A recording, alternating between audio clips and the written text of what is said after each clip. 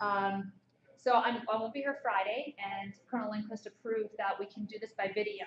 So I'm going to start a playlist on YouTube and just log on to that video at 10 o'clock at 9:50, and then when the class is over, I should have your submissions of your exercises. Either I'll have something handwritten where you can just take pictures of it and upload it up, or send it to me by email, or something where you type something up and send it. But it'll be interactive so that you're participating in the actual kind of lecture. Okay, so I've done a couple things with just this proofwriting stuff, but I think it's really good for me to see where you are. I feel like I'm doing a little bit of a tango and figuring out where everyone stands.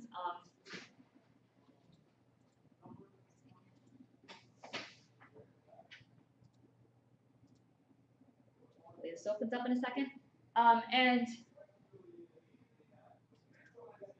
what's nice about art class is we can work on one thing and spend some time on it and slow down, because we're not trying to do a volume of material. You're not taking a GRE subject test in chaos or fractals. So that's nice. And what's another good thing is that I've spoken with some of the other instructors, well, all of them actually, and we're trying to tie our classes together. So I've given them the proof guide that you're working on, so you can talk about that in their classes if you're taking a proofwriting class this semester. I want to go over this proof given to you and kind of identify a few things that might be helpful to you if you write another when you write another proof. So the first thing I noticed is that when you're writing down the definitions, usually I even give you definitions that are, I call it manipulable. You can actually take it and do something with it. So when I write my no and what it means, I am giving you, for example, f of x equals f of y, then x equals y. I can actually manipulate this. And it's an if-then statement. So you'll need if f of x equals f of y, then x equals y. That's the definition of one-to-one. Definition of onto is that for each y belonging to I, there exists an x belonging to I such that f of x equals y.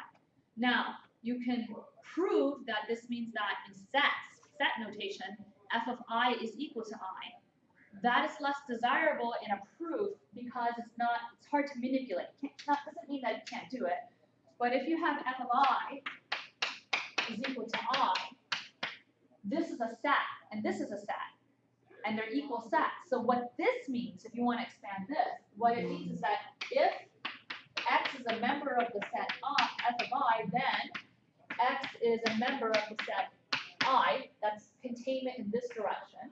Then you have containment in this direction as well. So if x belongs to I, then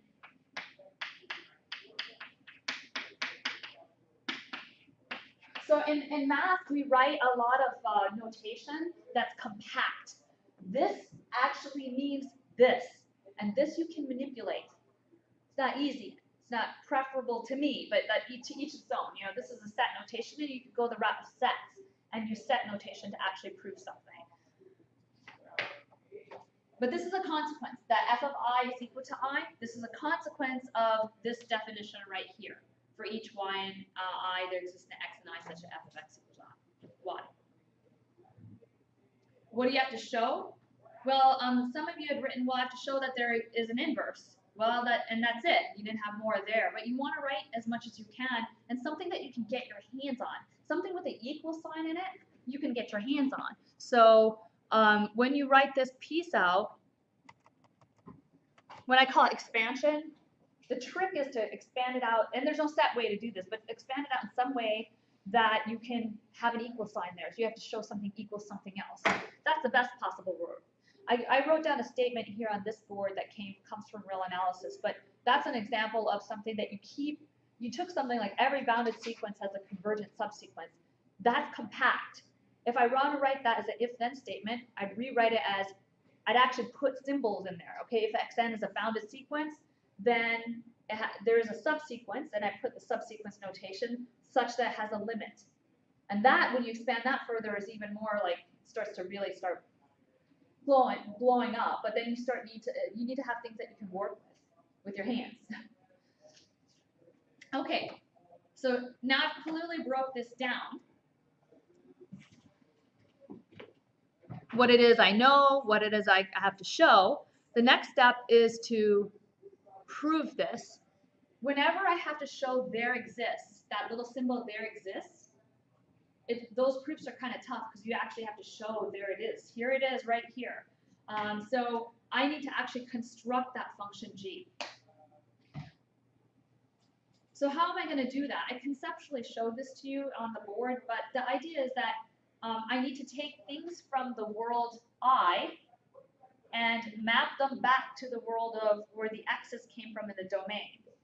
So onto does that. If I go look at the construction of onto, for each y in I, there exists an x. So this connects f of x and the y in the other space. Right? And there's no, I put this as I to I to make it easy, but it doesn't have to be. It could be I to some other set. So this y lives in the second world. So you need to somehow connect that g that you're constructing back to the f. There's a relationship between the two of them. And so I'm going to define a map. It's not a function yet, it's a map that takes elements in I and maps them back to I by g of y equals x. F of x equals y. So I now have that connection from onto. But x may not be unique. That's the problem. So if g of y equals something else, I'm going to prove to you that those two things are the same. If g of y equals x and g of y equals x bar, then by definition, f of x equals y and f of x bar equals y by the way I've defined g the map, right? Sorry, Jake. Didn't scroll this down. So here, right here in this part, in the f of x equals y, this f of x equals y and g of y equals x, I need this connection between the two. I can't just come up with a g out of the air. And I certainly can't assume that the inverse exists. I have to somehow construct that inverse as part of my problem. Okay, and so now the only problem is that g of y may not be an actual function. I think, Jake, you said that. It might not be well defined. So I need to somehow prove that g is a function. It doesn't have two things that it goes to. So it could go to more than one thing. But if I use the one-to-one exactly from the definition, and I use the construction of g,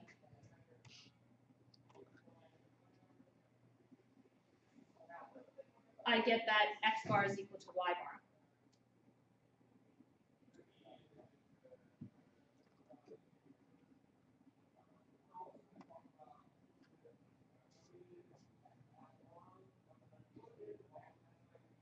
Right, so that gives me my f of g of x is equal to x business.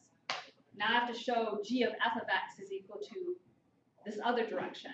I don't have to redo the proof. I already have what g is. I've constructed it, and it wasn't dependent on anything. It was only using the hypothesis. So I just have to, now that I know what g is that takes that y back to the x, I just run it through the machine.